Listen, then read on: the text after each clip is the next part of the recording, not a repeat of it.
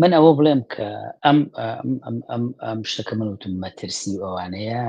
بۆ ئەوە نییە کە چۆنەڵێ خەڵک بترسێ، بەس بۆ إمم، چاوکراویە، خەڵک بە هوشیاریەوە خەڵکی کوردزمان لە وڵاتانە نابێ بکەونە داوی ئەم جۆرە لە ئەخبار داڕشتنی میدیاکانی سەر بە ئیسرائیل و ئەمریکا و BBC و چی و چی.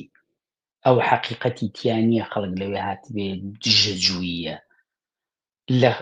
خەڵکێکی ئازادیخوازەوە کە لە تەل ئەبیبەوە سەری هەڵبڕیوە لە ئیتحادیەکی کارگەری ئێوە کە لە دژی هێلومەرجێ لە دژی دەسەڵاتەکەی نەتانیاهوە دەنگی هەڵبڕیوە باوشکراوەیە بۆ هەر کرێکارێک و هەر کەسێکی ئازادیخواز کە لەم وڵاتانەژ لە دژی جەنگە. ئێمە بێ ئەم مەیلە بەهێزکەین و بە هەر زمانێک کە هەین، بە هۆڵەندی، بە ئینگلیزی، بە ئەڵمانی، بە فەڕەنسی لە کۆمەلگانە هین ئەم پەیامە بڵێینەوە بابەجانم پەیوەندی هیچ دوور و نزیک بەم شتەوە نییە و خەڵکی کوردزمان نابێ بە هەمان هینەوە هەلهەلە بۆەوە لێ بدا کە هەلهەلەی فاشیزمی ئیسرائیلیەوە چی بە هەمان شمشاڵی ئەوانە.